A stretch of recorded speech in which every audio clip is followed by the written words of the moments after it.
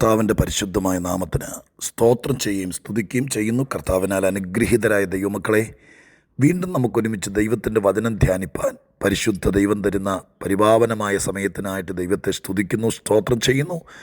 രാവിലെ തോറും ദൈവമായ കർത്താവ് നമുക്ക് നൽകിത്തരുന്ന സ്വർഗീയ മന്നയിൽ നിന്ന് ഓരോ ദിവസവും നമ്മളെ ശക്തിപ്പെടുത്തി, ധൈര്യപ്പെടുത്തി, കൃപ പ്രാപിച്ച് അനുദിന ജീവിതത്തിന് മാത്രമല്ല അന്ത്യം വരെ നമ്മളെ കാക്കുവാനും തിരുവെഴുത്ത് പര്യാപ്തമാക്കുമെന്നുള്ള ഉറച്ച വിശ്വാസത്തോടെ എല്ലാ ദിവസവും ദൈവത്തിൻ്റെ വചനം കാത്തിരുന്ന് കേൾക്കുന്ന എല്ലാ പ്രിയപ്പെട്ടവർക്കും യേശുക്രിസ്തുവിൻ്റെ ധന്യമുള്ള നാമത്തിൽ വിനീതമായ സ്നേഹവന്ദനങ്ങൾ അറിയിക്കുന്ന കൂടെ വചനം തന്നും വാഗ്ദത്തം ഉറപ്പിച്ചും നമ്മെ ശക്തീകരിക്കുന്ന നമ്മുടെ കർത്താവും രക്ഷിതാവുമായിരിക്കുന്ന ഏക സത്യ ദൈവത്തിന് സകല മഹത്വവും പുകഴ്ചയും നന്ദിയും കരയേറ്റിക്കൊണ്ട് ഇന്നത്തെ ലളിതമായ ഒരു ചിന്തയ്ക്ക് ആഹ്വാനമായി തിരുവെഴുത്തിൽ നിന്ന് 2 വാക്യങ്ങൾ വായിക്കാൻ കർത്താവിൽ ശരണപ്പെടുന്നു.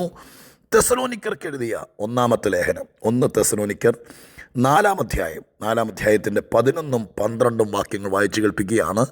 1 തെസ്സലോനിക്കർ 4-ാം അധ്യായം 11-12 വാക്യങ്ങൾ.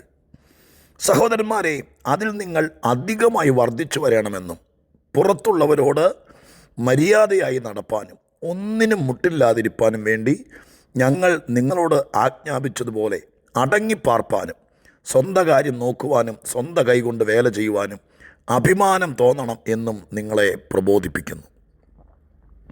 അവസാനത്തെ വാക്ക് അഭിമാനം തോന്നണം എന്ന് നിങ്ങളെ പ്രബോധിപ്പിക്കുന്നു. പൗലോസ് അപ്പോസ്തലൻ്റെ ലേഖനങ്ങളിൽ ആദ്യം താൻ എഴുതിയ ലേഖനമാണ് തെസ്സലോനിക്കർക്ക് എഴുതിയ ലേഖനമെന്ന് പറയുന്നു. ആ ലേഖനത്തിൻ്റെ 4-ാമത്തെ അധ്യായം 4-5 അധ്യായങ്ങൾ സഹോദരങ്ങളോടെന്ന വണ്ണം സഭാജനങ്ങളോട് തനിക്ക് ലഭിച്ച ആത്മീക പ്രകാശനം, പ്രത്യേകാൽ ക്രിസ്തീയ ജീവിതത്തിൻ്റെ മൂല്യം അതിശക്തമായി പറഞ്ഞു ബോധിപ്പിക്കുന്ന പ്രബോധന വാക്കുകളായിട്ടാണ് ഇതിനകത്ത് രേഖപ്പെടുത്തിയിരിക്കുന്നത്. അതിൽ ഏറ്റവും പ്രധാനപ്പെട്ട ചില വാക്കുകൾ 11-12 വാക്യങ്ങൾ കാണാൻ കഴിയുന്നു. 12-ാമത്തെ വാക്യത്തിൽ ഞാൻ എടുത്തു പറഞ്ഞ ഭാഗം നിങ്ങൾ ശ്രദ്ധിച്ചു കാണുമല്ലോ. അഭിമാനം തോന്നണം എന്ന് നിങ്ങളെ പ്രബോധിപ്പിക്കുന്നു. കുറച്ചുകൂടെ തെളിച്ച് അതിനെ ഒരു ക്യാപ്ഷനാക്കിയാൽ, ഒരു ടൈറ്റിലാക്കിയാൽ അഭിമാനം തോന്നുന്ന ജീവിതം. അഭിമാനം തോന്നുന്ന ജീവിതം എന്താണെങ്കിലും തിരക്കായി ജീവിച്ചു പോകുന്ന കാലഘട്ടത്തിൽ എൻ്റെ ഈ സന്ദേശം കേൾക്കുന്നതിൽ ഒരുപാട് പേര് ലോകത്തിൻ്റെ നാനാഭാഗത്ത് ജീവിക്കാൻ വേണ്ടി തത്രപ്പാട് നയിച്ച് മത്സര പരീക്ഷകൾ നടത്തി പഠിച്ച് ജയിച്ച് ലോകത്തിൻ്റെ നാനാഭാഗത്ത് പോയി ജീവിക്കുന്നവരാണെന്നറിയാം. അതിശക്തമായ പ്രതിസന്ധികളെ തരണം ചെയ്ത് മാതാപിതാക്കളുടെയും മറ്റുള്ളവരുടെയും പ്രാർത്ഥനയുടെ ഫലമായി ദൈവത്താൽ അനുഗ്രഹിക്കപ്പെട്ട് ലോകോത്തര നിലവാരത്തിൽ ഉന്നത വിദ്യാഭ്യാസത്തിലേക്ക് എത്തിപ്പിടിച്ച് ഇന്ന് ജീവിതം രണ്ടും അറ്റം കൂട്ടിമുറ്റിക്കാൻ വേണ്ടി വളരെ ശക്തമായി അഹോരാത്ര അധ്വാനം, ഭാര്യയും ഭർത്താവും കൂടി ഒരുമിച്ച് ജീവിതസാഗരം നീന്തിക്കടക്കാൻ വേണ്ടി അത്യധ്വാനം ചെയ്യുന്ന ദമ്പതികളായിരിക്കാം.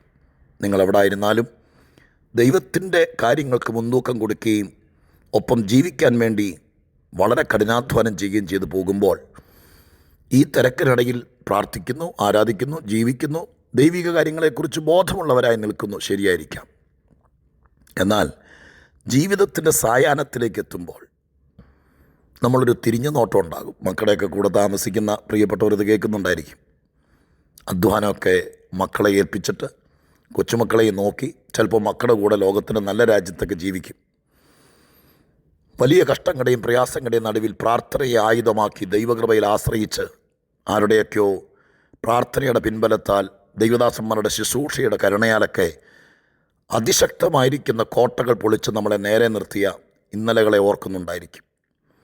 എല്ലാം കഴിഞ്ഞ് ജീവിതത്തിൻ്റെ സായാഹ്നത്തിലേക്ക് എത്തുമ്പോൾ സ്വന്തം ജീവിതത്തിലേക്ക് തിരിഞ്ഞു നോക്കുമ്പോൾ ഒരഭിമാനമുണ്ടാകാൻ, ആ വാക്ക് ഞാൻ പൗലോസിൽ നിന്ന് വീണ്ടും അടർത്തിയെടുക്കുകയാണ്. അഭിമാനം തോന്നുന്ന ആ വാക്ക് കണ്ടു, അഭിമാനം തോന്നുന്ന ജീവിതം. കർത്താവ് വരാൻ താമസിച്ചാൽ ജീവിതത്തിൻ്റെ സായാഹ്നം നമുക്കും കിട്ടിയാൽ പുറകോട്ട് നോക്കുമ്പോൾ ഒരു 50 വയസ്സ്, 55 വയസ്സ്, 60, 70 എത്രയാകട്ടെ, ആ പ്രായത്തിൽ തിരിഞ്ഞു നോക്കുമ്പോൾ അഭിമാനം തോന്നണം. അഭിമാനം. എനിക്ക് തോന്നുന്നു ഈ വാക്യം ഞാൻ ഒന്നോടെ തെളിച്ചെൻ്റെ മനസ്സിലേക്ക് കയറ്റിയപ്പോൾ 50, 60, 70, 80 വരെയൊന്നും പോകണ്ട, ജീവിച്ചിരിക്കുമ്പോൾ തന്നെ ഈ നല്ല പ്രായത്തിൽ തന്നെ സ്വന്തം ജീവിതത്തെക്കുറിച്ച് അഭിമാനം തോന്നണം. അതിനവിടെ പറയപ്പെട്ടിരിക്കുന്ന 5 പ്രധാനപ്പെട്ട കാര്യങ്ങൾ നമ്മൾ ഈ വായിച്ച 11-12 വാക്യത്തിനകത്തുണ്ട്. ഞാനതിനെ ഇടഞ്ഞെടുത്ത് കയ്യിൽ തരാം. ഒന്ന് പൗലോസ് പറയുന്നു, പുറത്തുള്ളവരോട് മര്യാദയായി നടക്കുക. പുറത്തുള്ളവർ എന്ന് പറഞ്ഞാൽ ആരാ? ദൈവസഭ. അത് അകത്ത് കയറിയവരെ, ഇടുക്കവാതിലിലൂടെ അകത്ത് കടപ്പീൻ എന്നൊക്കെ കർത്താവ് പറഞ്ഞില്ലേ? എന്തിൻ്റെ അകത്തേക്കാ? ദൈവരാജ്യത്തിൻ്റെ, ദൈവസഭയുടെ, ആത്മീകതയുടെ, അപ്പൻ്റെ വീട്ടിലേക്ക്. അങ്ങനെയൊക്കെ പറഞ്ഞാൽ നിങ്ങൾക്ക് മനസ്സിലാവുമല്ലോ. ഒരു കോമൺ ലൈഫ് അല്ലല്ലോ ക്രിസ്തീയ ജീവിതം. സാമൂഹ്യ ജീവിതമല്ല, ലോക ജീവിതമല്ല, പ്രാകൃത ജീവിതമല്ല. ആത്മീക ജീവിതം അപ്പൻ്റെ വീട്ടിലെ ജീവിതമാണ്. അറിയാൻ ആഗ്രഹിക്കുന്നവർ വിശദീകരണം തേടുക. കാരണം അത്ര ഗൗരവമാണ് ആത്മീക ജീവിതം എന്ന് പറയുന്നത്. അപ്പോൾ അവരകത്ത് കടന്നവരാണ്, അവരകത്തുള്ളവരാണ്. അതുകൊണ്ടാണ് പുറത്തുള്ളവരോട് എന്നൊരു വാക്ക് ഉപയോഗിച്ചത്.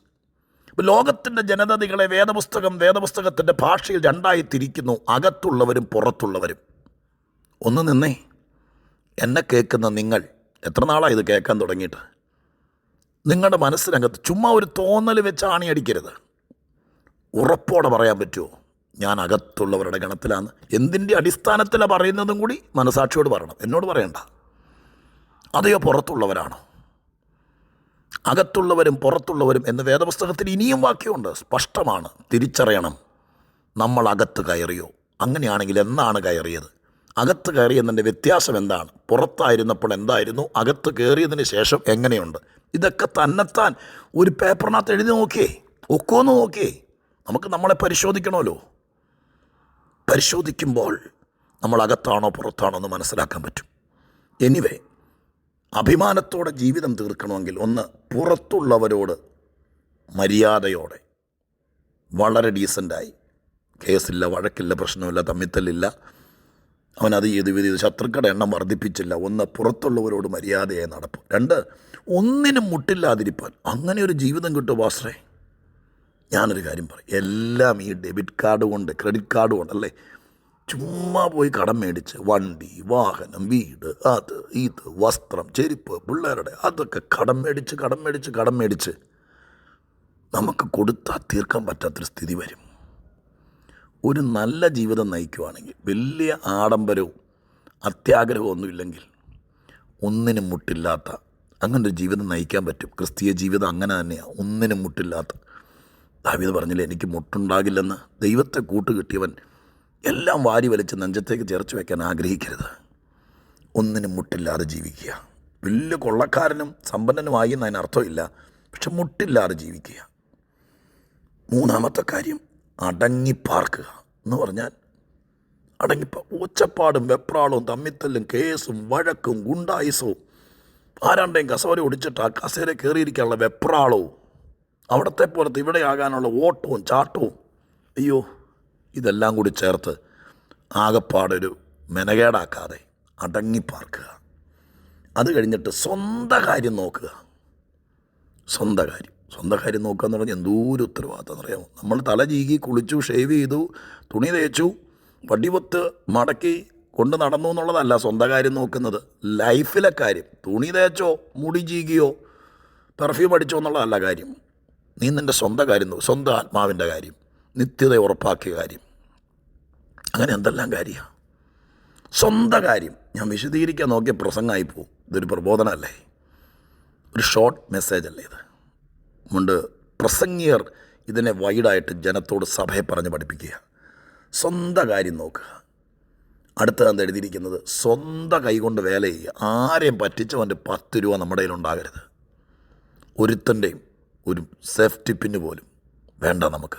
സ്വന്തം കൈകൊണ്ട് വേല ചെയ്ത് അധ്വാനിച്ചുണ്ടാക്കിയത്, കർത്താവിന് വേണ്ടി നിന്നതിൻ്റെ പേരിൽ ദൈവം തന്നത്, സ്വന്തം കൈകൊണ്ട് കഠിനാധ്വാനത്തിൻ്റെ കൂലി. ഓക്കെ, 5 കാര്യങ്ങൾ ഞാൻ പറഞ്ഞു. പുറത്തുള്ളവരോട് മര്യാദയായി നടക്കുക, ഒന്നിനും മുട്ടില്ലാതെ ജീവിക്കുക, അടങ്ങി പാർക്കുക, സ്വന്തം കാര്യം നോക്കുക, സ്വന്തം കൈകൊണ്ട് വേല ചെയ്യുക. ഇത്രയും കാര്യം ചെയ്താൽ അഭിമാനത്തോടെ, അല്ലേ, അഭിമാനം തോന്നണം. ഇത്രയും കാര്യങ്ങൾ ചെയ്തു കഴിയുമ്പോൾ നമുക്ക് അഭിമാനം തോന്നണം. നടക്കുമോ പാസ്റ്ററേ? നടക്കും. ഇന്നൊരു പക്ഷേ ഞാനിത് ഉപദേശിക്കുമ്പോൾ, ഞാൻ വചനത്തിൽ നിന്ന് നിങ്ങൾക്ക് എടുത്തു തരുമ്പോൾ നമുക്കൊത്തിരി കുറവ് കാണും, മുട്ട് കാണും, ചിലപ്പോൾ ചിരിച്ച് പ്രശ്നം കാണും. പക്ഷെ ഇന്നിവിടെ വെച്ച് ദൈവത്തോട് പറയാമോ, ഈ വാക്യം അടിവരയിട്ടിട്ട് ഈ 2024 എൻ്റെ ജീവിതം കൂടി അഭിമാനത്തോടെ ആകാൻ ഇടയാകണമെന്ന്? ജീവിക്കുവാണെങ്കിൽ, അതും കർത്താവിനെ കൂട്ടുപിടിച്ച് പരിശുദ്ധാത്മാവിൽ നിറഞ്ഞ് സഭയിൽ ജീവിക്കുകയാണെങ്കിൽ അഭിമാനത്തോടെ ജീവിപ്പാൻ പരിശുദ്ധാത്മാവ് നിങ്ങളെ സഹായിക്കട്ടെ, അതിനവസരം ഒരുക്കട്ടെ എന്നുള്ള പ്രാർത്ഥനയോടെ ഞാൻ ഈ സന്ദേശത്തിന് ഉപസംഹാരം കുറിക്കുന്നു. ഒരു വാക്ക് നമുക്ക് പ്രാർത്ഥിക്കാം. ഒന്നോടെ പറയുന്നു, ജീവിക്കുന്നെങ്കിൽ വേദപുസ്തകം പഠിപ്പിക്കുന്ന പോലെ പൗലോസ് തെസ്സലോനിക്കരോട് പറഞ്ഞതുപോലെ അഭിമാനം തോന്നണം. മറ്റൊരുത്തിൻ്റെ ജീവിതം കണ്ടിട്ടല്ല, സ്വന്തം ജീവിതത്തിൽ നോക്കി, സ്വന്തം കുടുംബത്തിൽ നോക്കി അഭിമാനം തോന്നണം. നന്നായി മനസ്സിരുത്തുക, വിലയിരുത്തുക, അതിനായി ആഗ്രഹിക്കുക, പ്രാർത്ഥിക്കുക. ഞാനിപ്പോൾ ഒരു വാക്ക് പ്രാർത്ഥിക്കാം. പരിശുദ്ധ ദൈവമേ, ഞങ്ങളുടെ സ്വർഗീയ പിതാവേ, അനുഗ്രഹീതമായ നല്ല സമയത്തിനായിട്ട് സ്തോത്രം കർത്താവേ. ഈ സന്ദേശത്തിനായി സ്തോത്രം. അഭിമാനം തോന്നുന്നൊരു ജീവിതം കർത്താവ് ഞങ്ങൾക്ക് തരണേ. ഈ പറഞ്ഞതൊക്കെ അനുസരിപ്പാൻ ഇടയാകണേ. ദൈവം പ്രവർത്തിക്കണമേ. നാണം കെട്ടു പോകാതെ, തലകുനിച്ചു പോകാതെ, അങ്ങ് ദൈവസിംഹാസനത്തിൻ്റെ മുമ്പിൽ നിൽക്കുന്നത് വരെയും ഈ ലോകത്തിൽ അഭിമാനത്തോടെ ജീവിപ്പാൻ ഈ പുസ്തകം ഞങ്ങളെ അനുവദിക്കുന്നത് കൊണ്ട് ഞങ്ങളത് ചോദിക്കുന്നു. ദൈവം സഹായിക്കണം. യേശുവിൻ നാമത്തിൽ തന്നെ. ആമേൻ.